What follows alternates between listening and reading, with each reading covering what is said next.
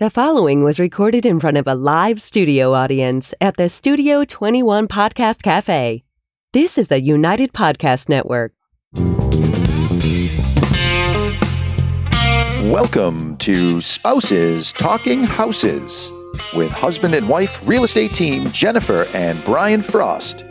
Everything you want to know about buying, selling, investing, and owning property.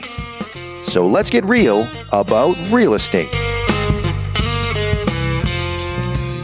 Welcome to episode 4 of Spouses Talking Houses. I'm Jennifer. And I'm Brian. Today we are going to get real about the top 6 reasons to own a home and maybe throw in a reasons not to be a homeowner. But before we get to that topic, let's just catch up on what's been keeping us busy. Let's see. We're prepping a couple listings this week. I've been working on year-end stats, 2019 home sales and whatnot. And different trends, yeah. I've been getting ready for closing with a client who's selling their condo and buying a beautiful historic home. I met this person 3 years ago when they were a first-time buyer. We helped find them a condo. He was a single parent at the time. Now he's remarried. They're expecting another baby. So it's just very rewarding for me to be part of people's life passages. That's one of the great things about real estate. And it's also a demonstration to me of one of the benefits of home ownership.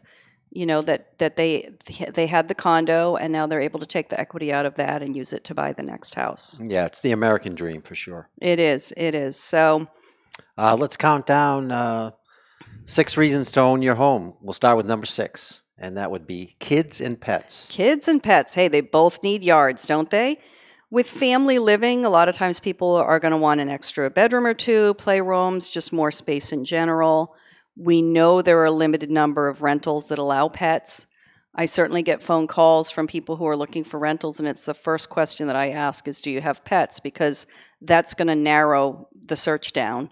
I love animals, but if you have 3 dogs and 2 cats and a goat, I probably can't find you a rental. Yeah, it's going to be tough. Yeah. 73% of millennials currently own a pet, according to the American Pet Products Association. And 89% of millennials who bought a home own a pet. 79% of those pet-owning homebuyers who closed on a property said they would pass up on an otherwise perfect home if it didn't meet the needs of their pets. That's how important this is, according to a 2018 survey at Realtor.com. Yeah, I can't remember the last client we had that did not have a pet. And because we've got allergies in our household, I am not allowed to have a dog or a cat. So I am always bonding with our customers and clients' pets and talking about them and looking at pictures of them and just trying to live vicariously through them. It's fine with me. Let's go to number 5 is stability. Yeah, when you buy a home, you're putting down roots. This is especially important for kids to stay in the school system for continuity. It's an opportunity to build relationships, to get a sense of community. Socially and economically, homeownership strengthens neighborhoods. This has been proven. And there is more pride and care of properties by homeowners than by absentee landlords. There's lower crime rates. You know, all of that stability is very, very important socially and economically. And remember, landlords can give notice, make increases. Sometimes you can only count on 1 year at a time, and often it's month to month. Yeah. I'll sometimes see posts on social media, or I will be showing a property or dealing with a property that has a tenant who's being displaced because that property is up for sale. And I totally understand the rug's been pulled out from under them, but it always surprises me how mad they get, like how dare the landlord sell the house? It's like, that's the difference between being a renter and being an owner, is who gets to make that decision. Exactly. That brings us to number 4, which would be freedom and control. Freedom and control, yeah. You can get away from a landlord that is either too controlling or, even worse, is negligent and doesn't take care of the property. You can make improvements to your property. You can make the maintenance decisions. You get to decorate, choose your paint colors, choose your amenities. Get to turn your music up as loud as you want. Well, maybe not as loud as you want. Yeah, that's Brian. He likes to play music in the backyard and on the deck. Neighbors love it. Yep. We've customized our home, even going against what we know is better for resale. But that way you really get to enjoy the house the way you want it. I know it'd be kind of interesting to be a fly on the wall when we go to do home improvements because we're real estate professionals. So we'll say, well, we know this is the most popular thing that's going to add the most value. And then we turn around and do something else completely different because we're like, but we want it this way for ourselves and for our lifestyle. And that's the advantage of being a homeowner. Plus, trends always change. That's true. So, That's true. Number 3, predictability. Predictability. So when you have a fixed rate mortgage, your payments don't rise. Your principal and interest payment is now set for the next 30 years. Even if you do an adjustable rate mortgage, you're usually going to set that payment for a 5 to 7 year period before it starts to adjust. And that is huge because we all know that rents go up. Sure. Your property taxes and your insurance costs will probably increase, almost definitely increase. You will have some maintenance and repair, so I'm not saying that your budget is going to be set in stone forever, but that base payment that we started with on our loan 15 years ago is a lot more affordable today than it was at that time. No doubt. Yeah. And you can also refinance or take out equity lines of credit. Yes, much better than high interest rate credit cards. Yeah, not that we want you to use the equity of your house to take a cruise. So, True. be smart. Yeah, we bought our first house at about a 10% interest, if I remember correctly. Yep. And we probably refinanced a couple of times. We've refinanced our current house, I think twice. The last time we reduced it to a 15-year mortgage. But I don't believe we've ever increased our base payment. We've always either lowered our rate or reduced our term. Yeah, each time what I tried to do was if we were lowering our rate, I would knock a few years off. Or the other thing that we do is I like to pay a little bit extra into principal each month. Oh, yes. You'll save many years on your mortgage if you're diligent about that. Yeah, and if you do that in your first couple of years, you're shaving a lot off of the end of the loan. We'll do a future episode on amortization. I'm sure that'll be a real barn burner. So what's the number 2 reason? Number 2 is financial investment, of course. Most people buy because they want to stop throwing rent away. They're paying someone else's mortgage or they're paying someone else's equity. Yeah, you don't want to line the landlord's pockets. Exactly. You can build equity in your own home. And you can also leverage low to even no down payment. A lot of our first-time buyers, I find, have good incomes and they have strong credit, but they have not saved a 20% down payment. And you can buy very easily with 3% down, 5% down, or there are even some programs that are 0% down. That first house that we purchased, remember, was FHA, I believe. FHA, 3% down. And I want to say, I think we spent like $105,000. So we needed, what, $3,000? Yeah, it wasn't that large. Yeah. And then when we sold that property, we had equity in it. And I think we had $100,000 that we pulled out of that to put down on the next house. I believe that's true. Yeah. And it's a great hedge against inflation also. Yeah. So how many opportunities do you get to turn 3,000 into 100,000? That's just one example, but still. It's also an investment that you can make with money that you're already spending. The roof over your head is already in your budget. So it's not like I have to say, oh, I have all these expenses and then I also need to set aside money to invest in real estate. You can invest in real estate just by paying for the roof over your head. Yeah, go ahead. Yeah, it's also a great way to start a real estate portfolio. If you are thinking about becoming a real estate investor, buy your first home or condo. And then when it's time for you to move out, don't sell it, keep it. Save up a down payment and buy your second property and keep that. We will always have you meet with an accountant to talk about the implications of... We are not accountants. Exactly. Of a primary residence versus an investment. But still, it's real easy entry into the real estate market. It's a very strong long-term investment.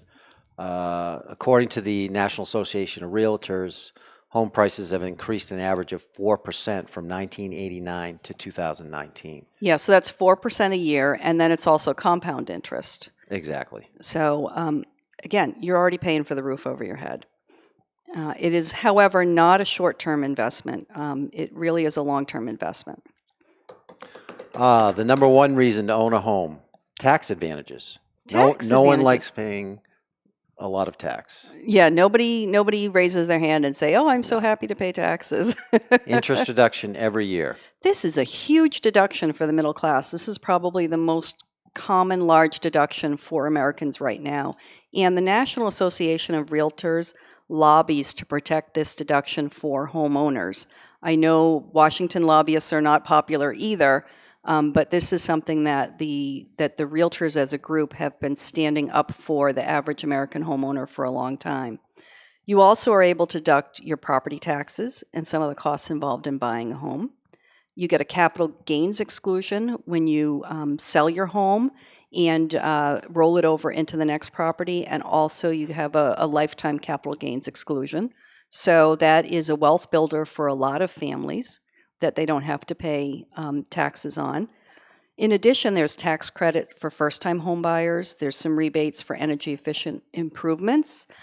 So there are a lot of great advantages for homeowners versus renters. Next, we're going to talk about a few good reasons not to be a homeowner.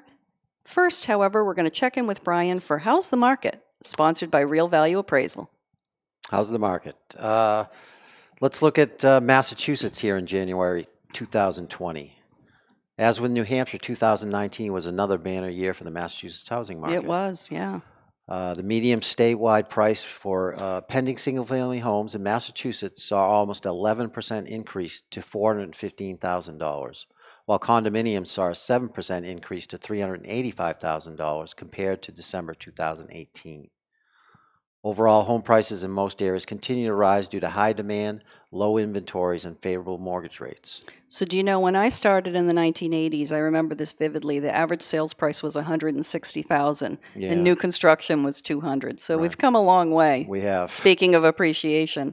In short, it's a great time to sell, particularly with the spring season approaching. So we've talked about some really strong reasons why to own a house, but what would be some good reasons not to own your own property? Let's say that you're moving, you plan to relocate in the next 2 or 3 years. Exactly. As we mentioned before, real estate is a long-term investment. It is not a liquid asset. What are the out-of-pocket costs to buy or sell? So when you're selling a property, you've got realtor fees, you have a transfer tax, you're going to have some legal fees for preparing the deed, discharging the mortgage, wiring funds, etc. And when you're buying, there are closing costs associated with getting the mortgage. There might be points. There's application fees, appraisal, credit. You're also going to do a home inspection. You're going to have movers. So it takes on average 2 to 3 years to recoup the closing costs for both buying and selling. So it's better for you to buy and hold. If you think that you're not ready to put down roots, I would say go ahead and just lease for a year or two. Another reason why it might not be a good idea to purchase a property is if you have bruised or battered credit, and therefore you can't get an advantageous mortgage rate. So what can I do in that if I'm in that case? Yeah, if you're in that situation, what we would want to do is put you in contact with one of our mortgage partners, and they can do some pre-purchase counseling and give you a 6-month to a 12-month plan to improve your credit. A lot of times people think, oh, I just need to pay everything off. That's not actually how it works. There's an algorithm to create your credit score, and so a lot of it has to do with how much credit you have available, how much you're utilizing, how close you are to your limit on different things. So there's an actual strategy to it. And to go back to the 80s again, when I first started in real estate, there was only 1 or 2 mortgage rates. You had the FHA rate, the VA rate, the conventional rate of 15 to 30. That was it. It was the same across the board for everybody. Now those interest rates are actually quoted based on your circumstances. How much are you going to borrow?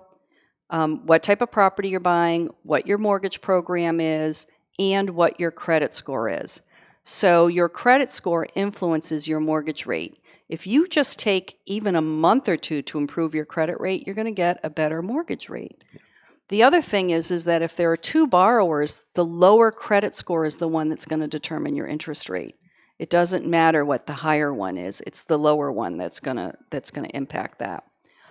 On a related note, a good time not to buy is if you are recently self-employed or you have variable income with less than 2 years track record.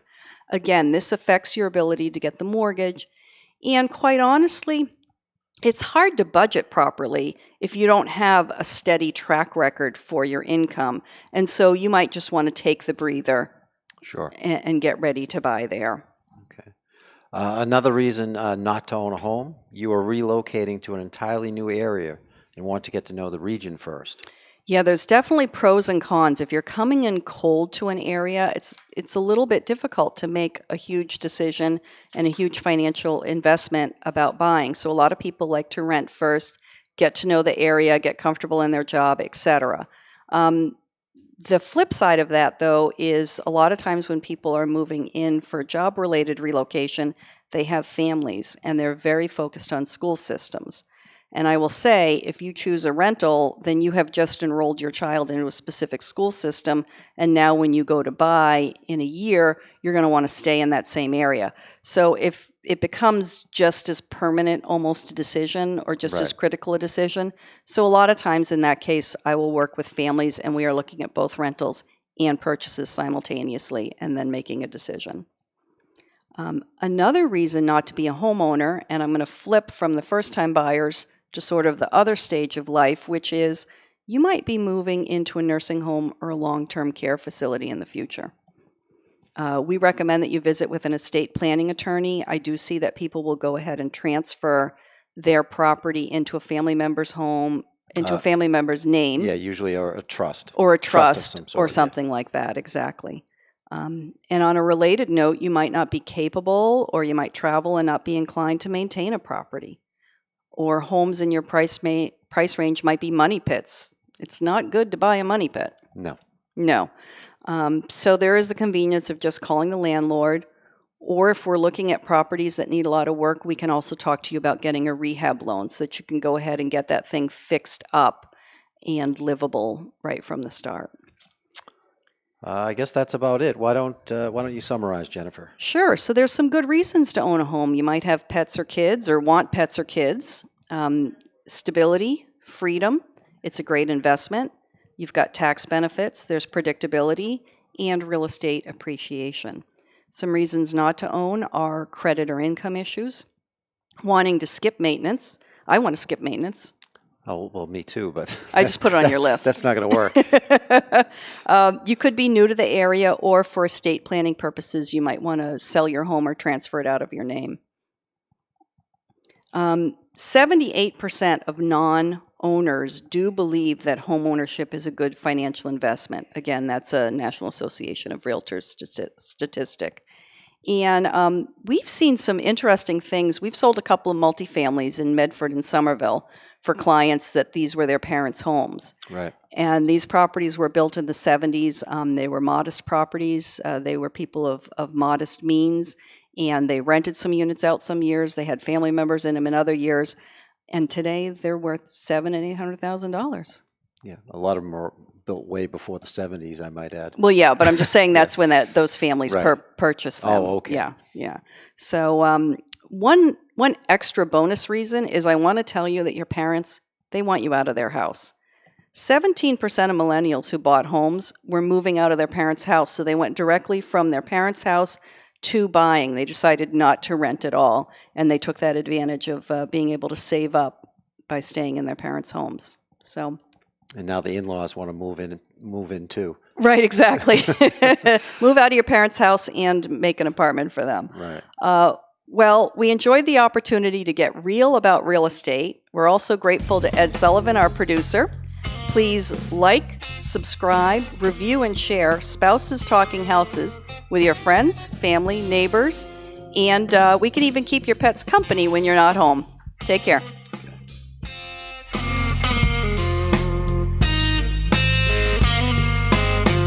Music courtesy of the Eric Lindbergh Trio.